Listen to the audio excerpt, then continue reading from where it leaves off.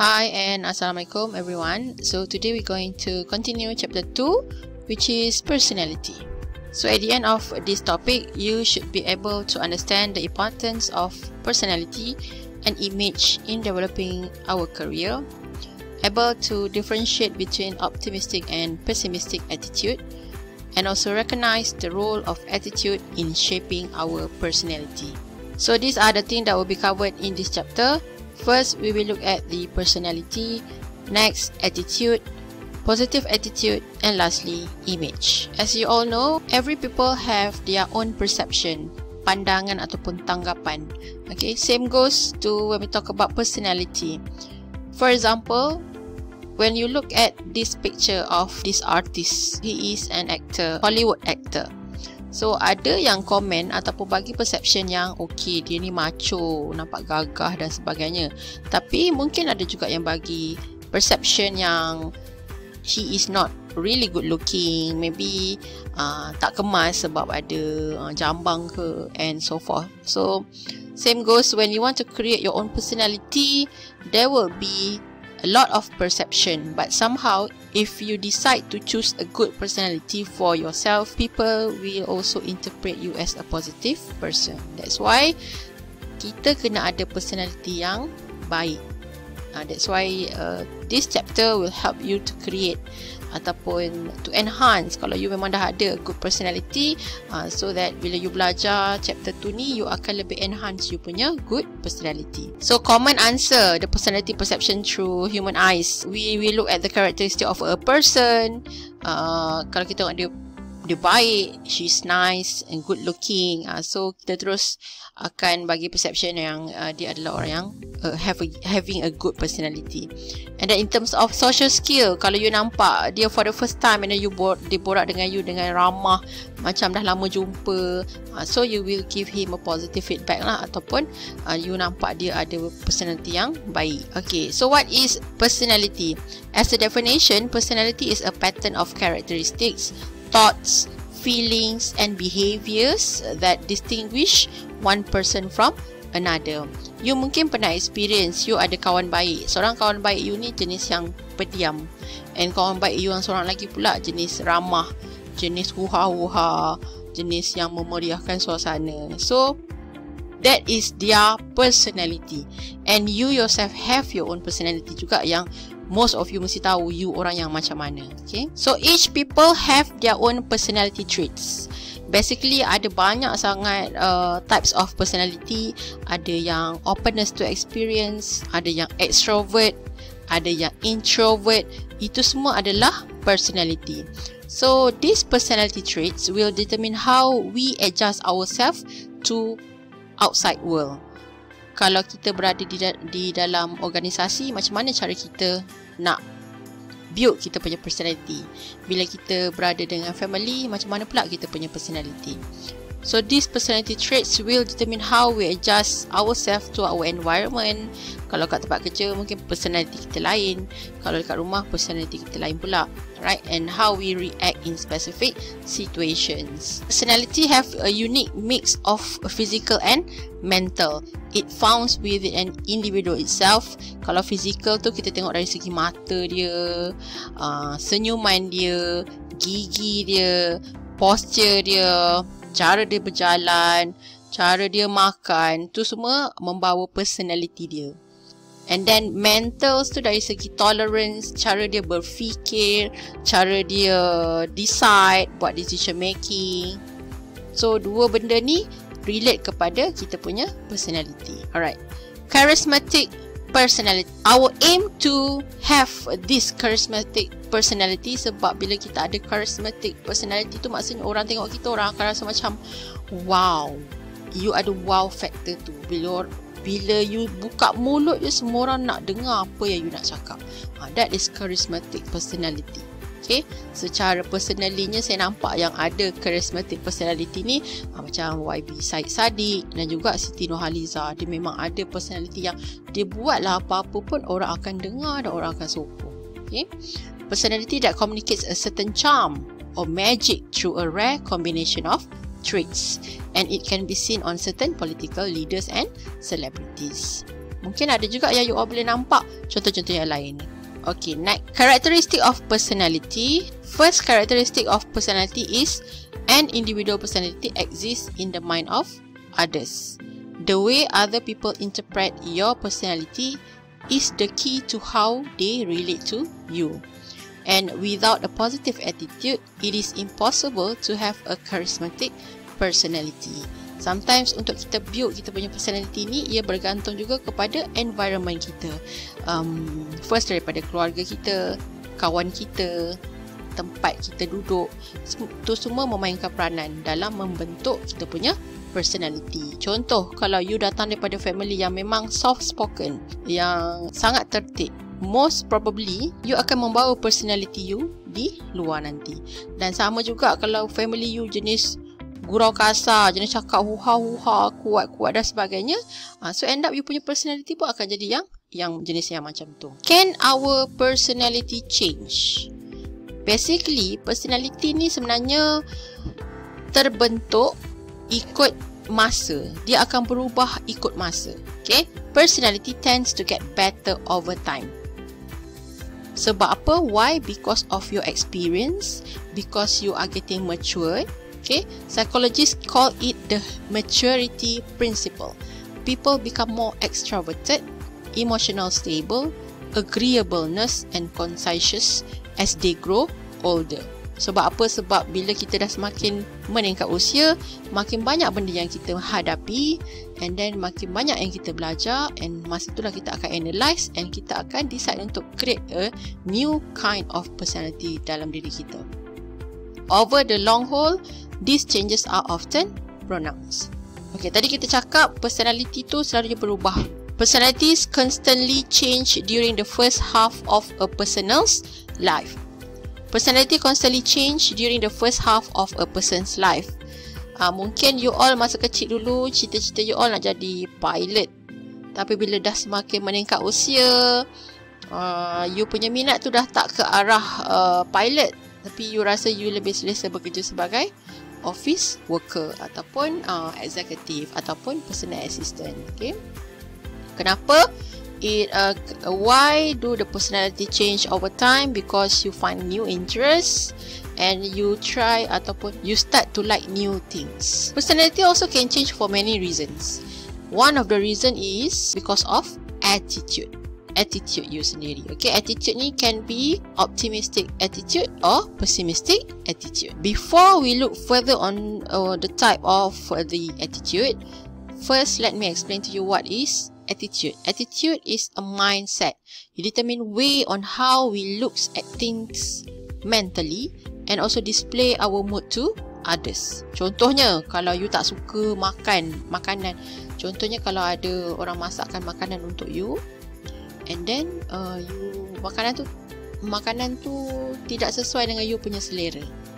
Kalau based dengan you punya attitude, you nak menjaga hati orang tu, you akan kata okey lah, cuma rasa macam kalau kurangkan garam sikit, should be better. You nak kata sebenarnya engkau ni masak masin lah, tapi kita tak nak cakap macam tu, nanti kan orang tu mungkin akan rasa kecil hati. So kita ubah sikit ayat supaya kita dapat menjaga hati orang tu. That is an attitude. Alright, and then attitude characteristic, never static. You jangan ikut satu attitude sahaja. You need to change your attitude based on the situation, but somehow kena maintain the positive attitude. Okay, it is also dynamic and ongoing and also perceptual process. Okay, attitude 3. So, apakah karakteristik of attitude yang perlu ada dalam diri kita? Appreciation, kita menghargai orang. Commitment, we never give up. If I give you assignment, you complete the assignment on time. Commitment, we never give up. Means that if your lecturer give you assignment, you will submit the assignment on time. Creativity, we use our imaginations. Dan enthusiasm, we enjoy learning and life, sentiasa bersemangat. Cooperation, we work with others, jangan buat kerja seorang-seorang, jangan nak pandai seorang-seorang. And then independence, we think and work on our own. Kita jangan terlalu berharap ke orang lain, kita juga kena ada effort untuk cari ilmu tu ikut kita punya kemampuan. Bukan lecturer sahaja bagi video lecture, tapi just itu sahaja. Kalau ada words yang ataupun term yang you tak faham, Google sahaja maksud dia apa. Okay? And then integrity, we tell the truth, kita tak tipu. Respect, we treat others the best, the way we want to be treated. Tolerance, we know there are many kinds of people, so kita kena tolerate. Curiosity, we wonder about the world. Empathy, we understand how other people feel. And confidence, we believe in ourselves. So ini adalah traits of attitude. Semuanya adalah yang positif. Sebab apa? Bila kita ada this kind of attitude, dia akan secara langsung akan develop kita punya good personality tadi, dan boleh ke arah charismatic personality. Okay. Now we move on to the types of attitude. Tadi kita tengok there are two types of attitude, optimistic and also pessimistic. So optimistic, you transmit a positive attitude and people usually respond favorably. Optimistic tu maksudnya you always feel confident, always positive, yang apa yang you buat tu akan berjaya. Contoh macam climber ni kan, kadang rasa macam you all lah, situasi you all sebagai pelajar, you rasa macam susahnya sem ni, subjek ada 8 banyak dan sebagainya, bila nak habis dan sebagainya kan. Sama juga situasi macam climber ni pun akan ada rasa perasaan bila nak sampai dekat atas sekali, but somehow you akan berjaya sampai. That's why you kena always optimistic, always positive. Pessimistic attitude ni pula, you transmit a negative attitude and people tend to avoid you. Bila you ada perangai pessimistic ni, orang selalunya susah nak dekat dengan you. Sebabnya contoh, kalau lah kawan you tanya, assignment tu kau dah buat ke? Belum. Susah lah, aku tak nak buat lah. Saya pernah jumpa student yang dia tak boleh nak pergi, tak boleh nak buat diploma. Dia rasa susah sangat diploma, saya nak quit. Kadang saya rasa macam, kalau lah you tahu sebenarnya kehidupan selepas belajar tu lagi susah. Nak katanya kehidupan ni tidak senang. Semua benda yang you hadap, semuanya ada kesukaran. So just hadap saja dan percaya yang apa yang berlaku mesti ada penyelesaian dia. So that's why tak boleh ada pessimistic attitude ni. Kalau you perasan, kalau you ada rasa negatif tu, you ada rasa pesimis tu, you akan transfer that feel tu, negative feel tu ataupun negative attitude tu kepada you punya receiver, kawan you ke, mak you ke, dan dia pun akan totally rasa macam down juga bila you pun jadi down. Okay, so that's why as a human being, kita ni kena aim untuk sentiasa ada positive attitude. Outward manifestation of mind that dwells primarily on positive matters. It is not an act but purely genuine, comes from the heart. That's why kalau kita nak jadi baik, hati kita kena baik dulu. Jangan kita nak buat baik tu sebab nak suruh orang puji kita, tapi kita kena make sure hati kita tu betul-betul baik, baru datang dan orang rasa keikhlasan tu. So when we talk about positive attitude, it relates to one theory called high expectancy success theory. The more you expect from a situation, the more success you will achieve. Kalau you rasa, okay, I can do it. Pernah tak dengar orang kata, kita kena selalu cakap benda yang positif dalam diri kita supaya kita akan jadi positif. Maksud, kalau kita rasa susah, I can do it. Aku boleh buat. At the end, you can do it. Role of positive attitude in personality. There are 4 roles of positive attitude in personality. First, enhance personality traits. Convert dull into exciting personality, and then develop beautiful and extraordinary aura in person and attract attention to outstanding traits. As a human, we depend heavily on their attractive physical or mental characteristic. That's why bila kita tengok contoh macam artis kan, you puja artis tu, bila you jumpa kan, you rasa macam wow, sebab dia ada aura tu, aura yang boleh attract other people. Somehow kadang-kadang kita rasa macam, macam mana nak create that aura Aku pun nak lah, tapi aku rasa macam tak mampu. But sebenarnya boleh. Bila you cakap aku tak mampu tu, dah jadi pesimis kat situ. That's why you kena cakap, aku boleh ada aura yang bagus. Macam bila you cakap macam tu, automatically diri you rasa lebih confident. Alright. Advantages of having a positive attitude. First, trigger enthusiasm. Bila cakap, okay, esok aku nak bangun awal, lepas sahur aku tak nak tidur, nak study. you semangat dan esok you buat, so you rasa macam semangat tu berterusan. So when you are positive, your energy appear to be endless. And then enhance creativity, help your mind think freely where ideas and solutions rise to the surface. And then serendipitous attitude can cause good things to happen. Serendipity ni maksud dia macam kebetulan, suatu kebetulan yang baik disebabkan oleh kita berbuat baik dengan situasi, ataupun kita ada niat yang baik, kita ada personality yang baik, selalunya benda-benda baik tu akan sentiasa dekat dengan kita. When you act and think differently at things, it might invite something good and unexpected to happen. Okay, next is image.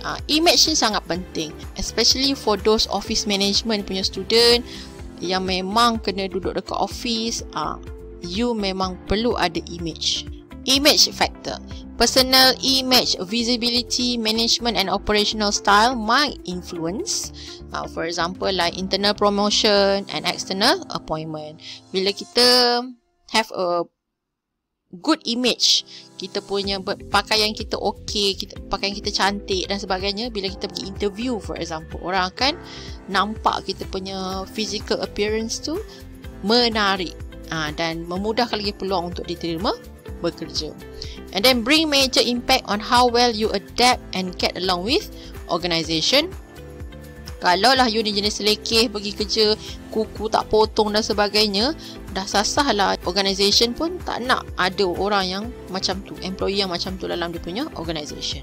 So big responsibility of individual on how to shape their career. So that's why we need to have a good image juga, sebab nak pembawakan kita kepada orang lain tu. Alright, so this is the example of a business casual versus professional. So macam mana cara you untuk berpakaian secara casual dan macam mana pula cara untuk you berpakaian professional. So you kena berpakaian ikut situasi. Kalau nak pergi shopping, pakaian dia lain. Kalau nak datang UiTM, pakaian dia lain. Kalau nak buat presentation, pakaian dia lain pula. So nanti bila you buat presentation, I advise untuk setiap subjek pun, sebagai student office management, setiap kali kalau lecturer minta you buat presentation, berpakaianlah dengan outfit yang sesuai macam you present dekat depan lecturer tu, walaupun dia online. Okay, lagi bagus kalau you all ada blazer, present lah pakai blazer tu, you akan nampak you punya lecturer akan kagum sedikit lah dengan you punya appearance. Definition of image. It is a picture on the outside that advertise what is available on the inside. Orang selalu akan judge a book by its cover. Dia tak tengok lagi dalam, dia tengok cover dulu. That's why image tu sangat penting lah. And it is a promise that external image will deliver skill and competency. The importance of image. First, our style influence our decision in career development. Bila kita ada image yang baik, bila kita nak persuade orang, nak jual barang ke, nak bagi tahu dekat bos yang kita punya proposal ni bagus dan sebagainya, so bos pun akan rasa lebih mudahlah untuk setuju. Bila kita sentiasa senyum, muka bukan jenis muka keruh, muka mendung, dia akan project yourself lah kepada other people. And then we believe what we see with our own eyes. You all sendiri pun kalau tengok influencer tu kan, semuanya bergaya-gaya, cantik dan sebagainya. Bila kita tengok dia, kita rasa macam wow. You akan start untuk mengagumi dia, dan apa yang dia buat pun you ikut kan. That's why you kena ada image tu. And then we rely on first impression. Macam saya cakap tadi lah, judge a book by its cover. Walaupun kita cakap benda tu tak sepatutnya berlaku, tapi itulah yang manusia kita tengok sekarang ni. Human being will look at that first. So that's why jaga juga image you. And then we act as ambassador for our profession or organisation. So you all sebagai pelajar UiTM, kenalah jaga image juga. Janganlah selekeh, janganlah buat perangai tak senonoh, janganlah melanggar undang-undang dan peraturan. Sebab nanti diorang akan cakap, oh ni student UiTM ni, tak bagus lah student UiTM ni macam ni. So tak best lah. Sama juga, you akan membawa nama parents you. So apa-apa jadi dekat you, parents you akan naik juga nama. So tak boleh lah, you kena jaga image you. And then looking good is good for you. Bila you bersih, bila you wangi, you akan rasa confident. Contohlah, pernah tak satu hari tak mandi sebab malas mandi, tapi it's not good for you, dan you pun sebenarnya rasa tak best dengan situasi itu. Tapi once you dah mandi, you rasa macam, wah, bestnya dah mandi. And then you akan cakap, kenapalah aku tak mandi awal-awal lagi. That's why lah, you kena maintain you punya image. And then lastly, feeling great, awesome and extraordinary in ourselves. Kita akan rasa lebih confident lah bila kita ada good image. Okay, now let's move on to types of image. There are 4 types of image: self-image, received image, perceived image, and also required image. First one, self-image, influenced by past experience and it reflects toward our current level of self-esteem. Self-image ni, siapa kita dulu, kita membesar sampai sekarang, itulah kita pada masa sekarang. Contoh, kalau you pernah menghadapi trauma, orang pernah body shaming you ke, orang selalu ejek you ke, so you membesar akan jadi seorang yang low self-confidence. Okay? But somehow, kalau you berjaya melawan perasaan tu, melawan low self-esteem tu, you akan jadi orang yang berpersonality confident pula lepas tu. Based on my experience, saya dulu seorang yang pemalu. Biasalah sebagai student memang kita akan ada rasa perasaan pemalu tu. But somehow, macam mana cara saya mengurangkan ataupun memperbaiki saya punya confident level? Saya mula attend kelab tarian masa dekat college dulu. Masa buat degree kat UiTM Shah Alam, saya duduk college and then saya join kelab tarian. Kelab tarian tu sangat-sangat membantu saya improve saya punya confident level, sebab kita kena perform depan orang ramai kan. So lama-lama kita increase kita punya confident level, dan dia juga membentuk personality saya yang baru pula berbanding saya masa sekolah dulu. Masa sekolah dulu saya nak tengok orang pun malu. Muka asyik masam je, tak senyum. Tapi bila time goes by, time change, kita pun, personality kita pun sama berubah juga. Dah berubah lah, tak adalah pula tengok orang muka masam, tak ada. So when we talk about self-image ni, dia ada satu teori dipanggil the looking glass self. Bila kita tengok diri kita kat cermin, kita akan represent how my mom and dad see me, how my girlfriend or boyfriend see me, how my older brother or sister see me, how my ex-girlfriend sees me. So bila you tengok tu, macam dia akan bentuk diri you lah menjadi kepada yang lebih positif. Okay, next type of image is perceived image. An image that come across by listen to feedback, either criticism or compliment. Contohnya, you dah pakaian siap-siap ni, tiba-tiba adik you komen, kenapalah tudung tu sengit, tak cantik lah tudung purple dengan baju pink. Dah, bila you dengar macam tu, you terus dah rasa tak confident and you nak tukar balik. Sanggup tukar disebabkan oleh feedback tadi yang you dengar tu.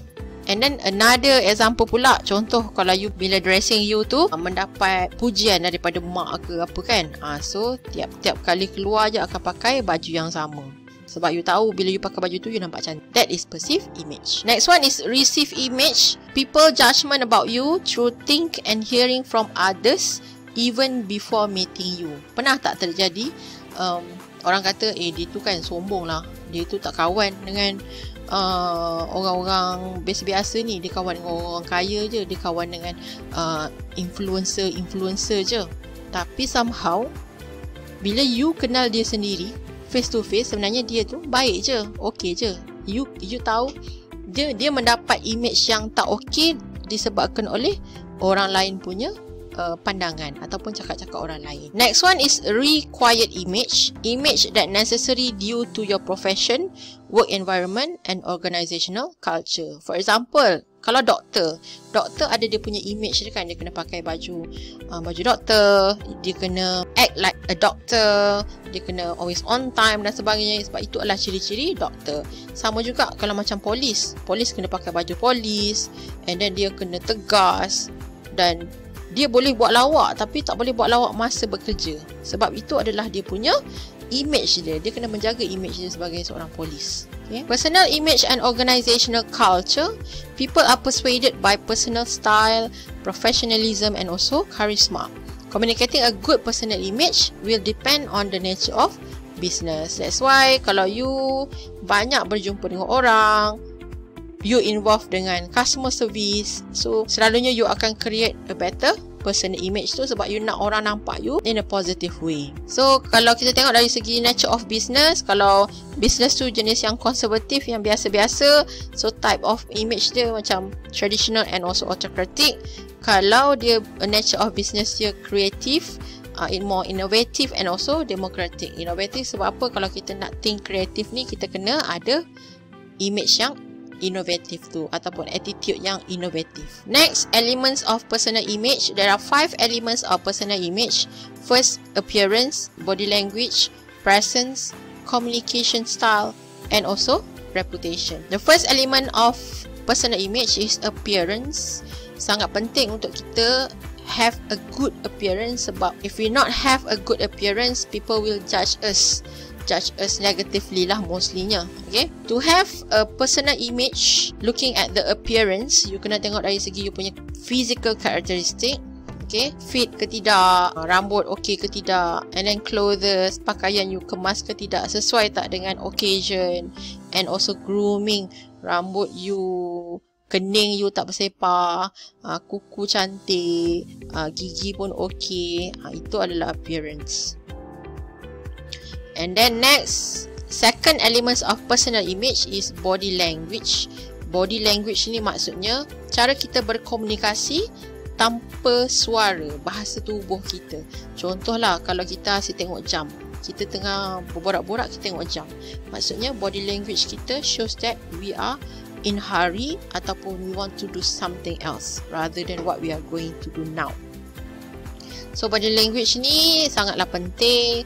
Dia menunjukkan kita punya ni lah mannerism, kita punya perangai kita. Kalau kita pergi rumah orang, kita duduk macam mana, duduk sopan je kan, tak duduk bersila. And then posture kita, posture pun tidaklah kita duduk tegak.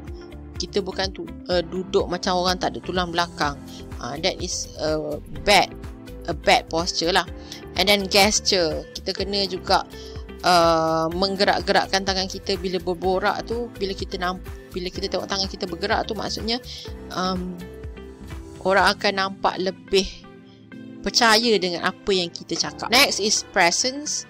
Presence ni kita tengok dari segi dia punya charisma, dia punya confidence. Bila dia disuruh bercakap di depan, dia confident, dia tak terketar-ketar, dia tak berpeluh-peluh, dia tak letak tangan di dalam poket. Kalau lelaki, kalau buat presentation, selalu letak tangan dalam poket. Sebab apa? Sebab dia nervous sebenarnya. Dia nervous, lepas tu dia letak tangan dalam poket. Itu sebenarnya tidak bagus. Bila you letak tangan dalam poket, orang akan terus nampak yang you tak confident. So, elakkan daripada melakukan sedemikian. And then self-assurance and also self-esteem. Ni semua berkaitan dengan cara pembawakan kita lah. Next, personal image is communication style, our speaking style, our listening style, and also our thinking style. So, cara kita bercakap, cara kita mendengar, cara kita berfikir, tu semua represent kita punya personal image. And then reputation. Reputation, track record. Contohnya, kalaulah sebelum ni you pernah masuk penjara sebab ada kesalahan, dan bila you keluar balik, orang akan tengok, you ni pernah masuk penjara ni, boleh ke kita terima dia masuk kerja dengan kita? Takut nanti you buat kesalahan yang sama. Okay. And then experience you. Bila you ada experience, contoh you ada experience dealing with customers, orang akan nampak you ada a good personal image. You tahu macam mana nak membawa diri you. And then you punya qualification, selalunya bila orang tu berpendidikan tinggi, dia punya personal image dia orang akan nampak dengan lebih tinggi lagi lah, macam tu. Okay, we actually dah sampai ke penghujung lecture. Cuma saya nak share one thing with you, which is the iceberg illusion. Mungkin ada yang pernah tengok this one, and mungkin ada yang tak pernah tengok, but I still want to share with you all lah. When we talk about developing a good personality ni, kita kena tengok dia relate dengan iceberg ni. Yang dekat atas ni what people see, Yang dekat dalam laut ni adalah what people don't see. What people don't see ni persistent kita. Nak boleh sampai dapat diploma ni susah juga kan. You struggle minta situ minta sini. You struggle belajar elok-elok untuk dapat result yang baik. And then you pernah menghadapi failure. You ada sacrifice. Mungkin you terpaksa berkorban masa, berkorban RM1. Dan you pernah juga rasa disappointment. You discipline, you ada hard work, and you ada dedication untuk capai apa yang you dapat tu.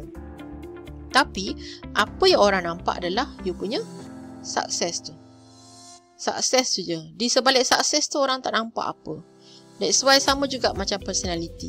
Orang nampak personality you seorang yang macam ni cantik kan. Tapi orang tak nampak macam mana cara untuk you create your personality tu sekarang. So only 10% of any iceberg is visible. The remaining 90% is below the sea level. The iceberg phenomenon is also applicable on human beings. So people know your personality but they do not know your attitude. Your attitude will impact your personality. If you possess positive attitude, people will see you have a charismatic personality. That's why untuk you to have a good personality or charismatic personality, first you need to have a good attitude dulu. So be yourself, be a good child, be a good student, and be a good person. So that's the end of chapter 2. I hope that you can understand well about this topic. If you have any question, please do ask. Thank you so much. Stay safe. Assalamualaikum.